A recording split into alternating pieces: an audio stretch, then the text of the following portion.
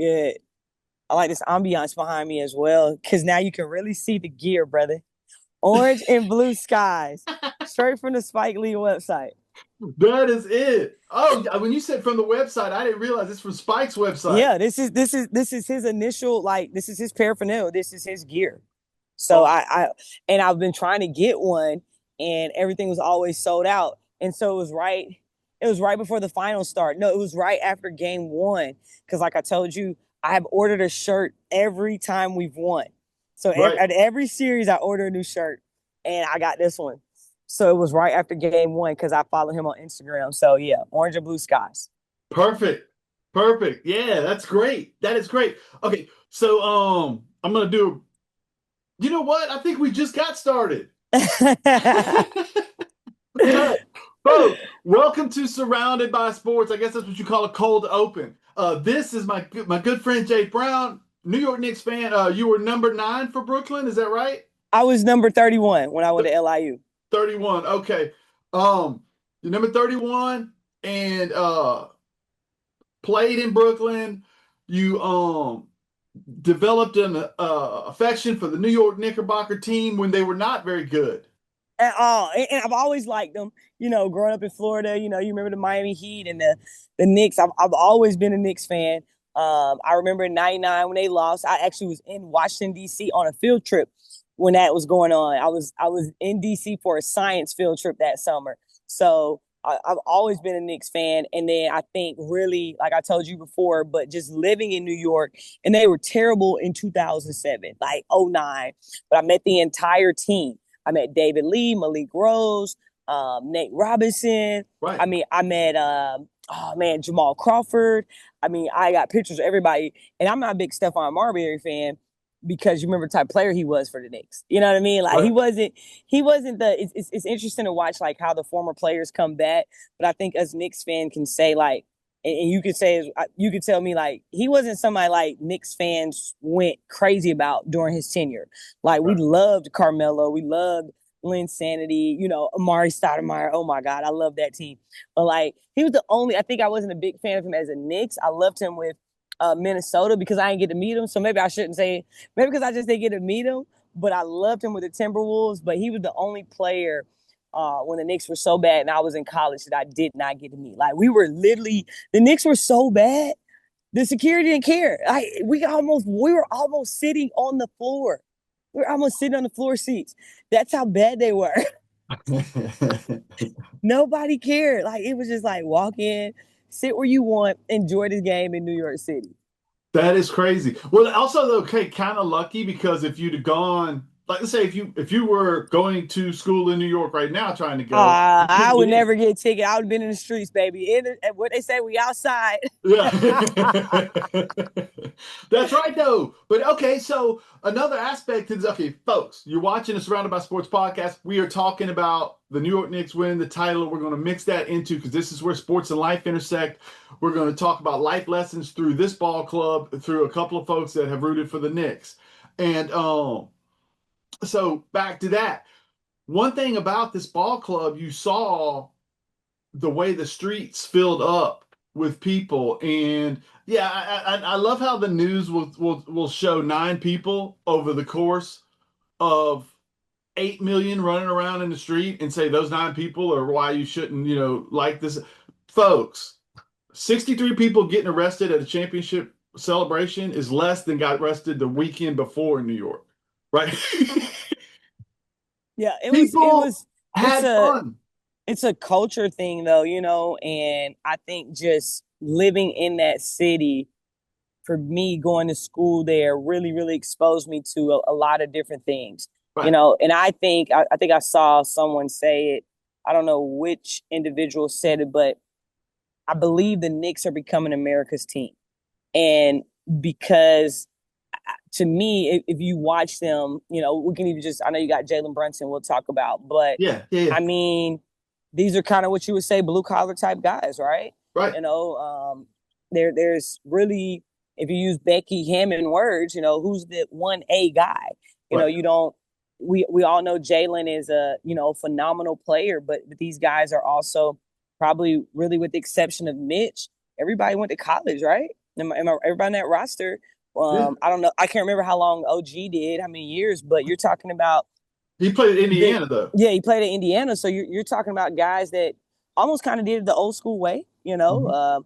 And I think as people watch, and we know this as sports. I'm not a Dallas Cowboy fan. Go Eagles. Um, but when certain teams are winning, I think sports has always unified us, Kevin. Yeah. No matter what. Look at the World Cup right now. It Right. doesn't matter what affiliation you are politically, what skin color you are. We're all rooting for Team USA to win the World Cup. Right. And I think the Knicks did something not only for basketball, but probably just for people in general. Like living in New York City is a melting pot. So you seeing all these people congregate together and celebrate just goes to show to me just how much of an impact sports has on our society, and how much of an impact, a winning team can shift your thought process, your perspective of the person next door to you. You have some people now in our country that won't speak to each other because they don't like the political preference. And me and my mom talk about this all the time, but you have a right to like who you like. Not saying that I agree with everything that goes on, but sports does something for us that I think nothing else in this country can. It unifies us. It allows us to kind of put everything, not forget where you're going or what we're doing, but it really unifies us. And I think the Knicks did that. And when you saw everyone in the street singing Alicia Keys, that's crazy. Did you see some of those videos? You talk about millions of people on the rooftop, like recording, like singing. If you can make it here, you can make it anywhere. And that's such a, until you've experienced that, I just think it's a true thing. And it's a great time to be a New York Knicks fan. That's real fans, not the bandwagoners. Right. Well, even if but it was funny, man, because I had that reaction a little bit when I was online. I saw these, because I have friends that are sports, and they're lifelong. I'm not gonna say anything bad, okay? Because it wasn't bad, but at first I was like, "What do you mean you root for the Knicks? You never root for." But then I'm like, you know what? Come on. But I said, like when the Knicks are winning, it's good, and you and I know this. It's great for the NBA. Look, like it's certain teams that in certain sports, when those teams are winning, it does a lot. And when everybody wants to play in the Garden, everybody wants to watch a game in the Garden. It's every sports fan, whether you like basketball or not. I guarantee you, if somebody told a football fan, "Hey, you want to go watch a Knicks game in the Garden?" Heck yeah, it's the Garden. You may not be a Knicks fan, but nobody's saying, "Oh, I want to go watch the Wizards play." You know what I mean? Like nobody's really saying, "Oh, I really can't wait to go. I got to go see the Pelicans play." When watching a New York Knicks game is on people's bucket list, whether they're a fan or not. Right. It's just one of those things. This particular team, the way they share the ball, the way they play, like you said, it's a bunch of college guys. And Leon Rose is the GM, if you don't know. When he puts this club together, first piece of the puzzle is Jalen. Well, he's known Jalen's dad since they went to college together in Temple. He knows what kind of person Jalen is. He doesn't worry about the fact that nobody else in the league thinks he's worth it, that he's a second-round pick, that even the Mavericks, when he went on a run without Luka, even the Mavericks said, "Hold on, maybe we'll give you the money." And then later they said, "Okay, we'll give you money," when other people were interested all of a sudden, right? Which is really what opened the door for the Knicks to get him. But the point there is, he knew the piece to the puzzle he needed was a leader and a guy that could galvanize a group. And then he started building around that. One of the big pieces is Josh Hart. Nobody in the league is fighting for a Josh Hart until last week. No. And but those are the players that you want on a championship team. Right. Every championship team has them.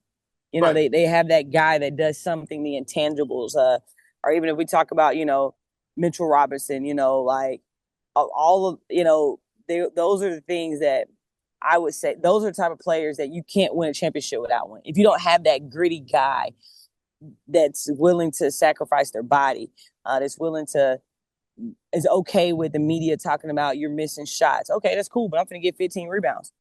You know what I mean? Like, so, Josh Hart, I think I told you, I think we talked about it at the end of that game.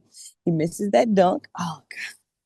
I about lost my mind. You said you wouldn't talk about Josh Hart right now. I about lost my mind. Then he gives up the offensive rebound. Right. Right. But then he gets the block. So Yeah. to me, when you're watching the game and you're studying the game and you see like if the elite players can make mistakes like this, you know, on the highest stage, but still come back and make a disciplined play at the end of the game. Right. And I tell our girls all the time, like, don't just watch the game. Listen to the commentators. Those are the best things. Like the game is great watching, but listening to Richard Jefferson, some of these guys, talk about breaking down the game and what they're doing. That's how you learn as a student, as a coach, like listening to what the commentators were saying. But, like I said, I mean, I think their GM did a tremendous job of building for them, their culture and what they're looking for. And, most people you may not agree with this, but I can tell you right now, I got to find that post when it pops back up on my memories on Facebook. I can say Jade Brown was not a fan of ever Tom Thibodeau being hired. Ever. I wasn't. I was just like, I just don't feel like this is the person.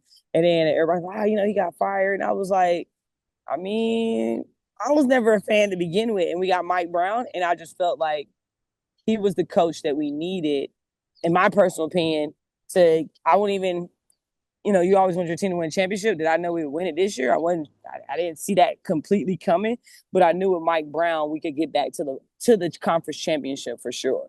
And then They did what they needed to do.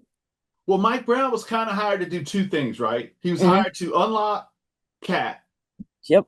And unlock Mikal Bridges. Yeah. Now, you told me that Cat was the most important thing, right? Yeah. And why was that? This was mid-season, by the way. Mid-season, yeah, because I mean, I think everybody knows Jalen Brunson is going to be Jalen Brunson, right? Mm-hmm. And to me, the game is still extremely guard oriented, right? And when you find, and this is why Jokic dominates so much, because there's not a lot of Jokic. Right. There's not a lot of the Jokers, but there are a ton of Kevin Durant's. There are a ton of Steph Curry's. I mean, I'm not saying their style of play. I'm just saying guard-wise and what they can do. And so I don't want to say there's a ton of those type of players, but I mean, the game, I believe, is still more guard-heavy than post-heavy, where at one point it was like, when we were truly playing a game through Shaq, Tim Duncan, when we name that, remember their dominance, like nobody can stop them. Like who can really stop Jokic now? Let's just be honest. Like it's really hard to stop him, contain him. So you look at Cat and it's like, if he can do what he needs to do, it just makes it really much harder to beat the Knicks. Right. To me, containing a guard is a little bit easier because, I mean, technically, you're kind of playing a guard game. You only got 1-5. You got a 1, 2, and a 3. They're really guards. You got a power forward. But again, I mean, I just thought Cat and his game and what he can do. He's mobile. He can defend. And he can knock down the shot. Right. He can post up. He's a hard matchup when he's on and he's locked in. So I felt like when Cat plays well, I think that it just helps the team. Prime example, like he got in foul trouble. I mean, he doesn't get in foul trouble. If he does not pick up those 2 fouls with that game 3, like we may be talking about Knicks winning 4. Right. Honestly. 100%. Like that was the change. That was the change of the game. And you could see, but the first 2 games, what he was doing, he wasn't afraid to, but here's the thing. Jalen will never be able to physically guard a Wemby, right? Right. Cat can. Right. Cat could guard Castle if he needed to. You know what I mean? So you look at someone like Cat and you're just like, man, this guy, he can do a lot for us. Right. And so you even hear them talk about, like, we started trying to put more emphasis of going through Cat because I think they knew, like, Jalen gonna get Jalen's. Right. Like, he's gonna do what he does. We know he's clutch. He's gonna show up for us. But I also think sometimes Cat needs to see that ball going in the rim. Right. Cat needed to see the offense going through him.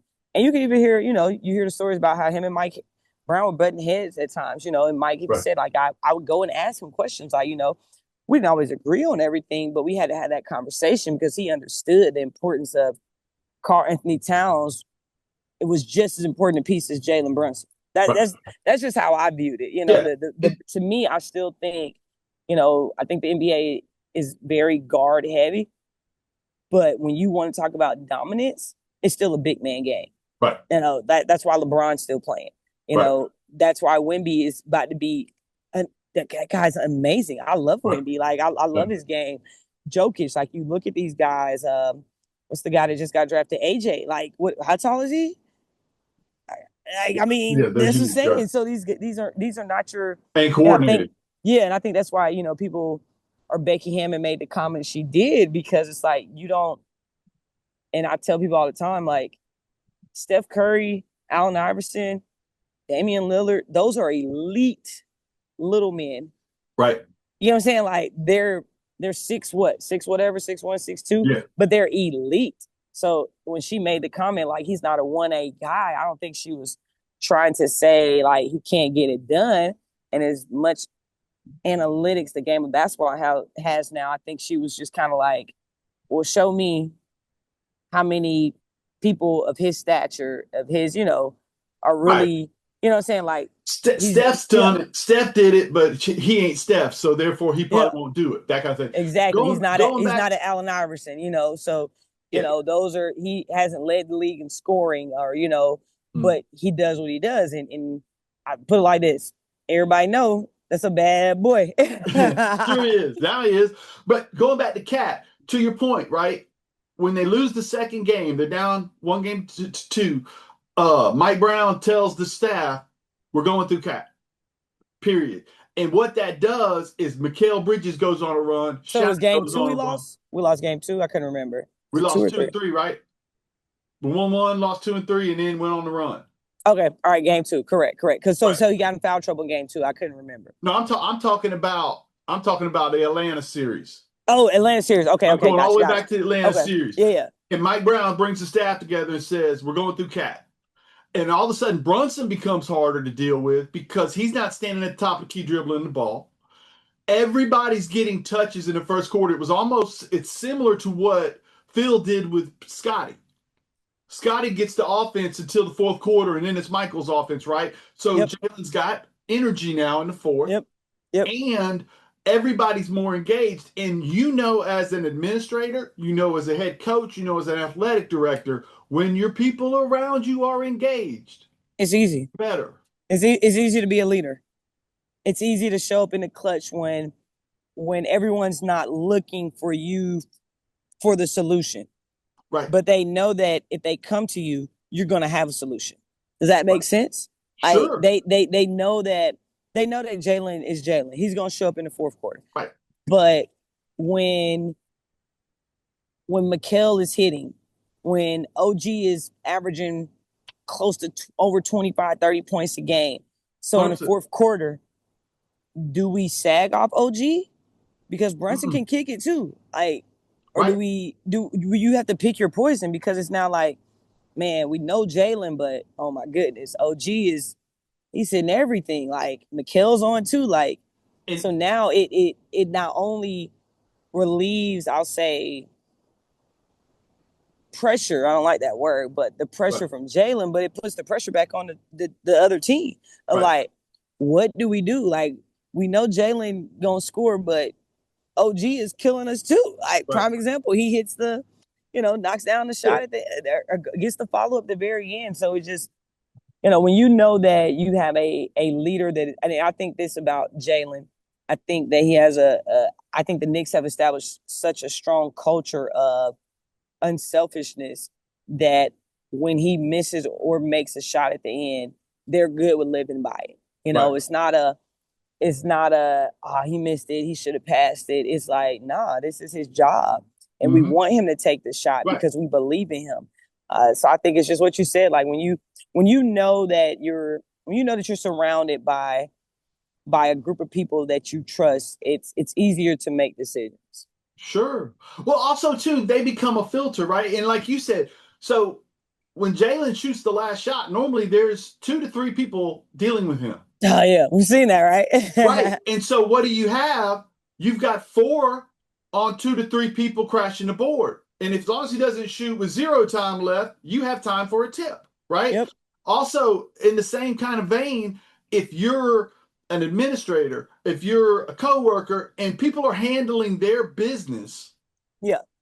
now you're only having to answer important questions, right? So you're able to think clearly, not only when you're helping Larry, but if Sue comes in with a problem, again, you can deal with that because you're not dealing with 10 of Larry's problems, you're dealing with one. And you know what? It's funny you say that, like from an administrative standpoint, because that is something that I really, as an AD, I try to. It's kind of something I try to live by. Being in this AD role, is that I kind of get a little frustrated at times when people come up and say, "Hey, that's the boss." Like, I'm not the boss. We have a Right. principal.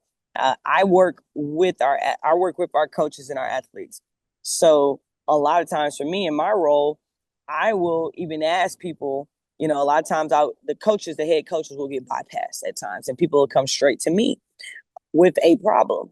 And I want the coach to be able to have their own solutions. You know what I mean? Not me dictating what I feel like is the right decision for that program, because I'm not out there with that program. I don't know your culture, what you're running and what you're doing.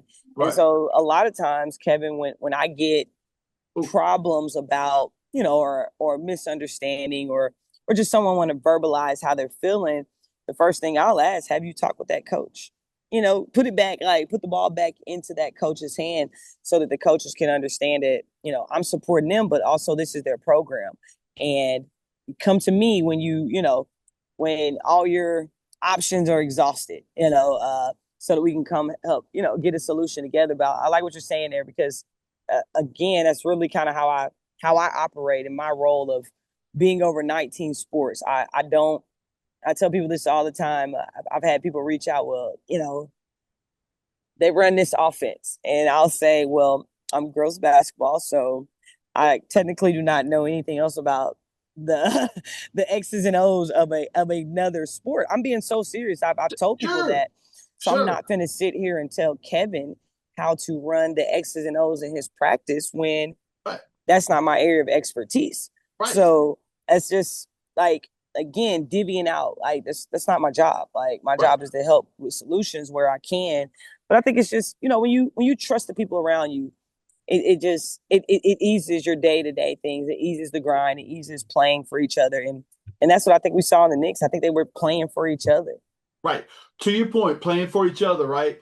The moment where you gave up on Josh Hart just for a second, right? I Um, was so mad. I was so mad. right, right. But when he's sitting on the when he commits the foul on Wemby, and then I think OG slaps him too when he goes by, and he's sitting on the free throw line with his head in his hands, You can see his teammates come pick him up.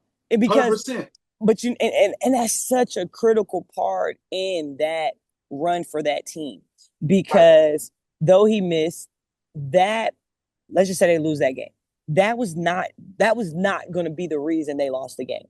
Mm-mm. There were missed free throws down the stretch. Heck, Mhm. the last game, the championship game, free throws we missed at the end. Like, so it's accumulation of a lot of things to get the results that come about. And it wasn't going to be, but you could see, like, the we before me. All right, Right. Josh, there's been a lot of times that you saved us. So please don't, and I'm sure they're sitting there like, we didn't lose because of you. Right. We're not finna lose because of you. So pick your head up, and let's move on to the next play, which what he's always done. So Right. that to me, but that's a test of the culture Right. of that organization. Right. That doesn't just happen in a series. That doesn't happen just in the playoffs. That moment when those players pick their teammate up, that was a course of the season. Of That course. was that was things that have happened before where he probably did blame himself and they weren't there. Hmm. And so now we're looking back at film, we're studying, and we're like, hey man, hey, I need y'all. I need my brothers here with me, help me out. So I thought that was one of those game defining moments to see the culture being displayed during Right. their championship run. And they did it again and again. When they're down 29 or something, right? And this is earlier. Uh After the game's over, they asked Jalen in an interview, they said, did you doubt? And he was like, well, yeah. Well, yeah, of course I had doubt, but then he said something, it blew me away. He said, you're allowed to think of the worst possible scenario. Then you got to do something about it, right? And then he said something else that was brilliant, which is, I just told everybody to start making the right plays because it can carry over into the next thing. And so they just continued to plug away. And then he said, we just kept hitting singles. We go on a 6 point run, they go on a three. We go on a 7 point run, they go on a four. But the point I'm trying to make is you can't let life has momentum swings as well, right? And you can't let a bad moment turn into a bad minute. You can't let a bad minute turn into a bad 10 minutes. If you have a bad meeting with a staff member, if you have a bad meeting, as I say, in my case, a manager of a restaurant, if I have a bad table issue, right? The next guy that comes in that has an issue, it's not the last guy's fault. The person who leaves, if Larry comes in your room and is mad, and you have to tell Larry, you don't care what they're mad about. You got to go out there and do the right thing. When Linda comes in, you can't say to Linda the same thing. You can't let Larry's meeting carry over into Linda. You know what I mean? In life, when something goes bad in your life, you can't let that carry over into your relationship with your significant other, your kid, your team, that kind of thing. That's one of the realest things I've heard in a long time. And whoever's listening to this or whoever will see this once we're finished, this what you just said is, I wish emotional intelligence. I think we've talked about that before. It's foreign now, and being able to understand that living in the moment is a gift and a curse. Right? You can't get too high, you can't get too low. And so when they were making that run, as a fan, I was almost ready to turn TV off. I was, or when we were down 29. Right, And I'm right. like, gosh. But I just knew that if they got it to 10. See, at halftime, I was like, we get to 10 at half, we good. And we weren't down at 10 at the half. So I got a little frustrated. And in the fourth quarter, I think we were right at 10 or 15. And I'm Mm-hmm. like, all right, we're here. But understanding that, and you're saying all this because I'm thinking of my program as well, and the young Sure. people that I coach, and getting State champion program. getting we won the state championship last year, so now we're focused on this coming season. We just finished up our summer ball, but getting young people to understand and even listen to you, because I know you work in management, getting getting people to understand at a younger age, I think that there are going to be highs and lows in your life, but how you respond to those highs and lows will begin to shape what you're going to do the rest of your life. And if you allow one bad game to impact your next practice, you didn't grow because you're still harping on it. If Right. anything, it should be like, all right, man, that wasn't a great game. So what do I do? What do I need to do to get better? And I just, and what you basically just said is something I used to talk about in my psychology course that I taught. I would always say people will take a bad morning. They'll say, I'm having a bad morning. They would say this, and you have literally heard this example. I'm having a bad morning. We're like, why? I got a flat tire. So now they're late for work, right? So now this flat tire and being late for work has now dictated, they're allowing these moments to dictate the entire day, Right. the entire day. And really, Instead of finding the blessing, like, I, okay, you got a flat tire, but you also have car insurance, so that you were able to call your car insurance and they came out and got it fixed. A lot of people don't even have that option. Or you Mhm. got a flat tire and you live close to a family member. You don't live out of town where you don't have a family, where you don't have any family, and you just start a new job. Right. Instead of looking at the perspective, and I think that's something that we as a society we're losing teaching that. Mm-hmm. Yeah. 100%. And because we 100%. just feel like because one customer was unhappy with their meal, now chef is mad at everybody in the kitchen. Yeah. It's just one customer. We've been serving people all day. Right. Right. We're not going to Uh-huh. allow that one moment. And I think it takes a special person to have what I tell the girls when we're playing. You have to have a very you have to, we call it, losing my train of thought here. Just gotta have a quick mindset. Like you have to understand you got to forget things and move on. Next And play mentality. yeah, next play mentality. All right. So, and I always tell people, I hate when people say this, Kevin. Man, I just had a terrible day. So me being who I am, because I like to have a good time. I said, you ain't eat nothing good today, and then people are kind of like, it's like, well, you just said you ain't had nothing. You had a terrible day, but you Right. ate some good food. You had a Right. good lunch. Like, yeah, I did have a good lunch. So it wasn't that bad. 24 Right. hours in a day, unless you're in a natural catastrophe, I just don't see it possible having a 24-hour bad day. Right. What's And, crazy is when somebody tells you at 10 a.m. they've had a bad day. hey, man. Bro, it Hey, ain't over. it We ain't just got to gets noon yet. it just getting started. Some of y'all woke up at 8 and I'm up at 5. So I know you ain't. I wish I could wake up at 8. I'm up at 5 most mornings getting the day started. But Right. again, it just goes back to kind of what I said earlier. Like sports does something that nothing else does. Right. It has shaped so much of my life and just how I view things and Mm-hmm. observing individuals and seeing what they're doing. It's like, and I'll just use the Knicks or even players. You hear the Jalen Brunson's getting talked about like on national media.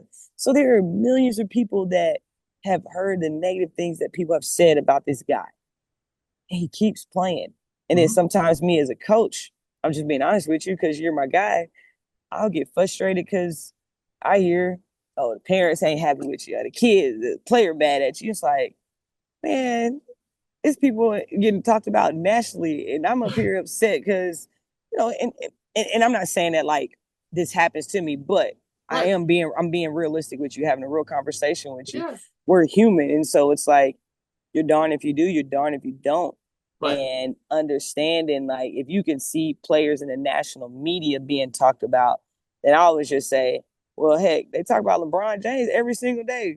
People could talk about me. I don't care. You know what I mean? You just Right. got to have that type of mentality. Right. So And to some degree, somebody said, and I took it, I thought it was a great statement. What other people think about you is really none of your business.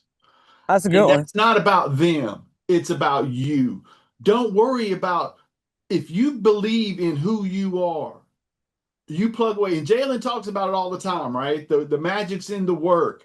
But in one of his exit interview things with the press, he said, you know, I can't control what What people everybody think. else is saying about me. But what I can control is how I work, and the work I do in private is shown when I have success in public, right? 100%.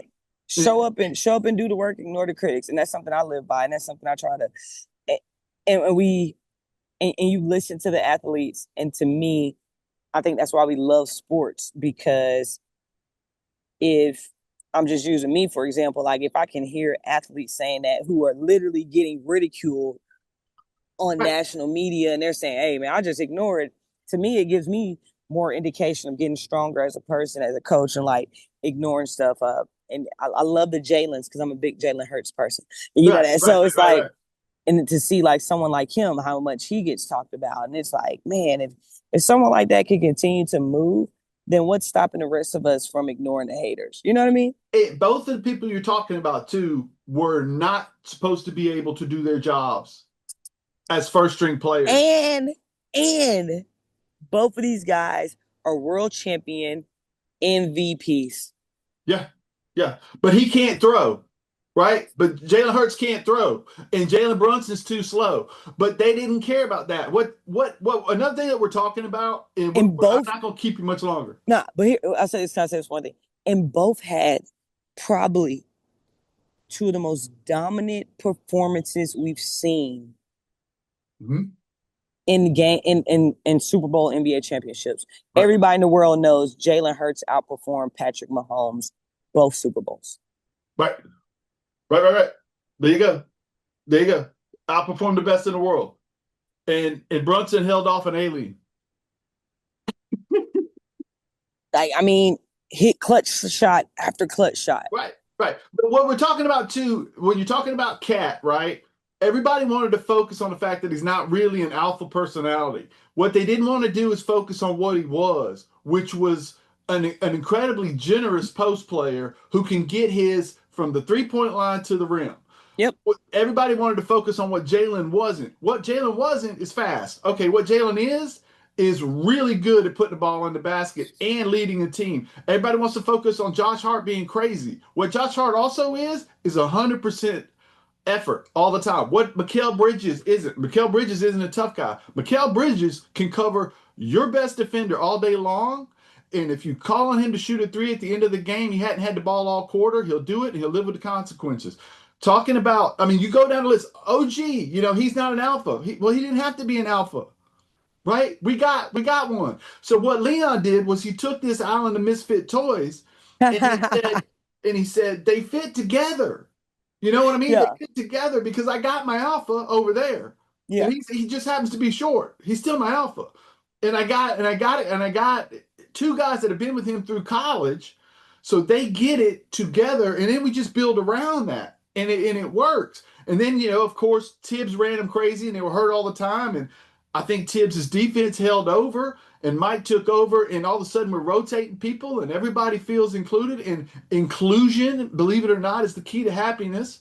And now, boom, we're winning, right? Yeah. Yeah. And hey, you just got me hyped up, man. Just talking about each player.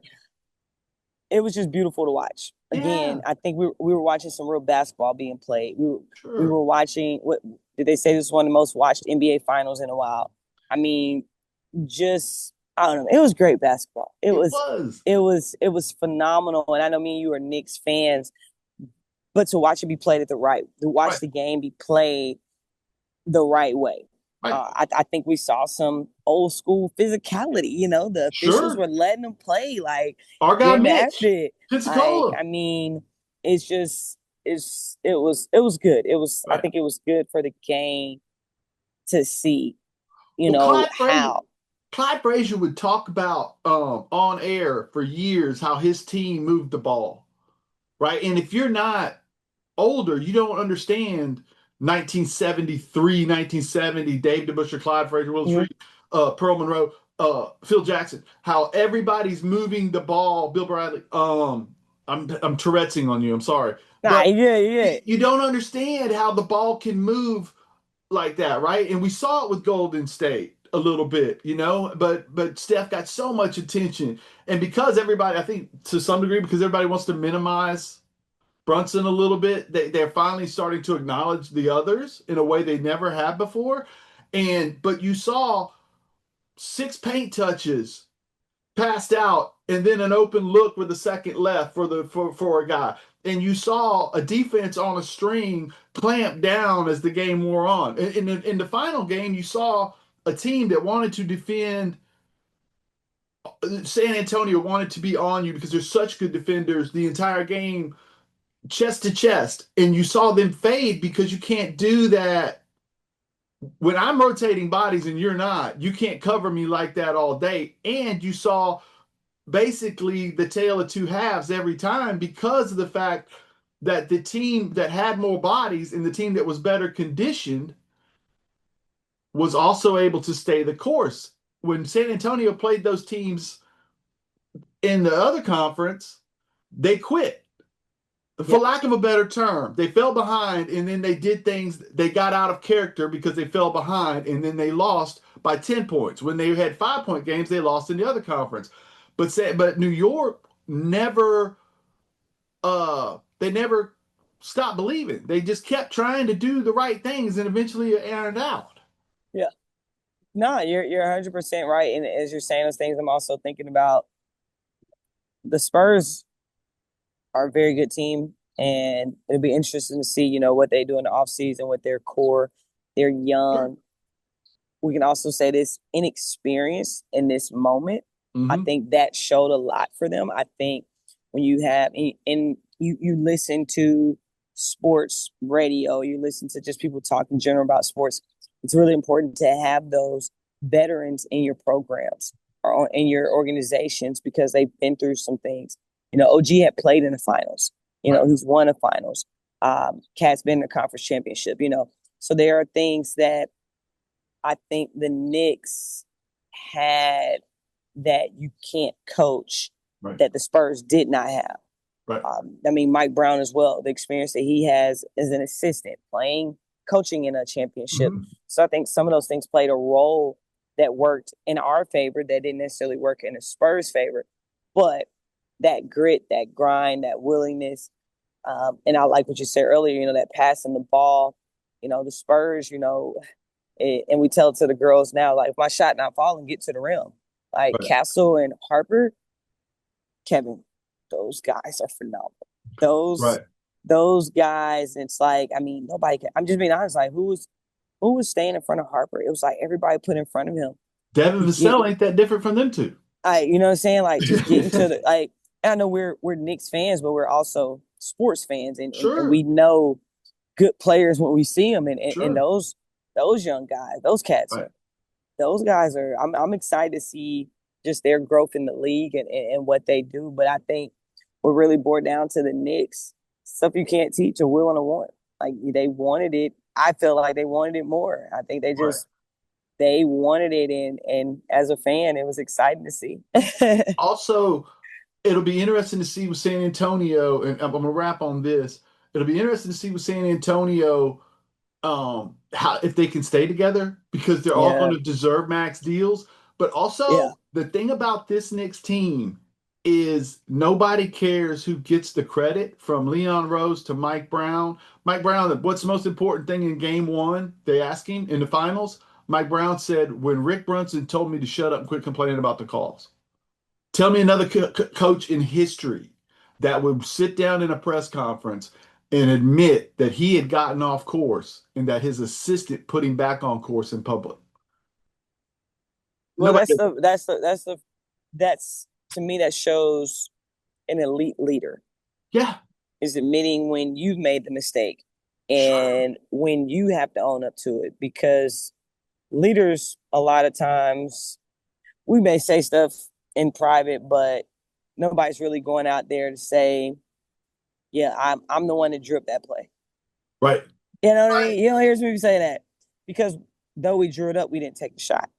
Right. So is it really our fault? But I think that just goes to test to who he is as a leader. But I mean, Rick Brunson as well. Like, I mean, that coaching staff is phenomenal. You Right. look at, I mean, you got Mo Cheeks on there. Like, people don't even know who's Hmm. on that staff that has that experience in the NBA culture and brotherhood that the Knicks display and show. Right. So I'm just glad to be a fan. Yeah, sure, but it's what happens, and that it's any room, if whether it's a staff or a Yep, student or whatever, if nobody cares who's getting the credit, we're and all we're good. all just pushing forward in one direction. It's this weird closest thing to utopia we can find. It is a feeling of, I don't know how to describe it. Right. It's kind of like, It's you what know, you felt at the end of the year this year when you I was won the just about to championship. say, like, you know, and even you had said something earlier that had me thinking. What were we talking about? Failing and falling short. And when Brunson was like, yeah, I didn't know for sure he was about to come back. Right. It's kind of how I felt like immediately when Shamaya Francis went down. Right. She comes back in, and then she looks at me in tears and like, I can't go immediately. And I haven't said this to anybody. I was like, oh snap. Of I'm like, course. You're human. but then quickly I was like, all right, next man up. Hmm.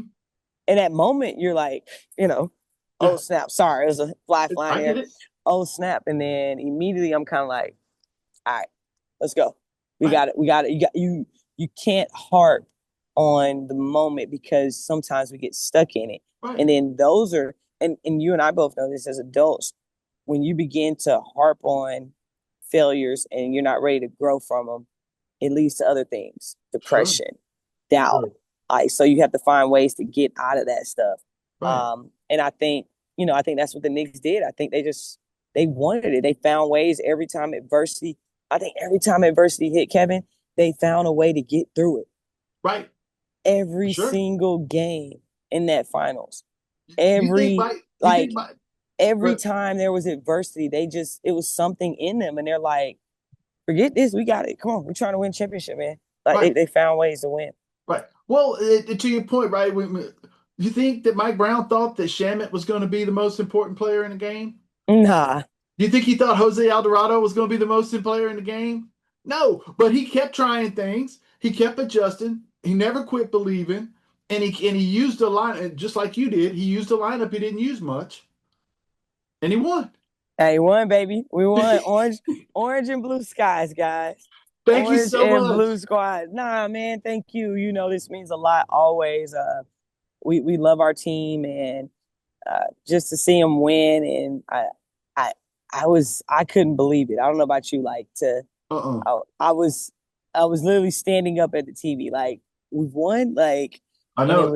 it was such a euphoric feeling, and I'll tell you this, I almost went to New York, to not to the game. Right. My bank account not set up to go to a game, but I was going to go, just to, to be there while In the they're, streets. I won a game, yeah, in the streets hanging out. But the round trip just didn't work out like I needed to be. I only needed to be there for, so game 3 and 4. Yeah, I was going to go for game 3 and Right. just hang out. But the round trip was like, I needed to be back quicker than what the round trip was showing for the flight. So, but it still was a great time to be a New York Knicks fan. Right. I It loved it. It was was. Oh yeah. exciting. When did you know? Okay. I literally had doubts of us winning as much as we were up 3-1, we could have lost some of those games, like all of them. Right? I Even didn't when I didn't think we were going to win in San Antonio because I'll tell you why. Just a sports fan in me. Who did they put as the ref? Scott Foster. So when I saw that, I told my brother, I said, I said on Instagram, I said, well, we'll win it. We'll win it. We'll win it. We'll win in New York in Game 6. And he was laughing because we know how Scott Foster. Oh if you're a gosh. Knicks fan, you know Scott Foster. And it was just like, okay, of all people, this is what we got to call the last game. So I did not think we were going to win Game 5 Right. for that alone. Just again, analytics. Right. And then here we are, and I'm standing up, and I'm like, oh my gosh, we're about Right. to When win. Hart misses the free throw and Mitch grabs the rebound Oh man. and gets it to Anunoby, that's when I knew we'd won. Up until that moment, I was like, I don't know, I don't know, I don't know. All right, you go enjoy your vacation. Yes, sir, man. I Thank appreciate you. you. Remember this. Go New York, go New York, go. Go New York, go New York, go. Yeah, thank you. Yes, sir. Have a good one, my friend. You too. Bye bye. All right. Bye bye.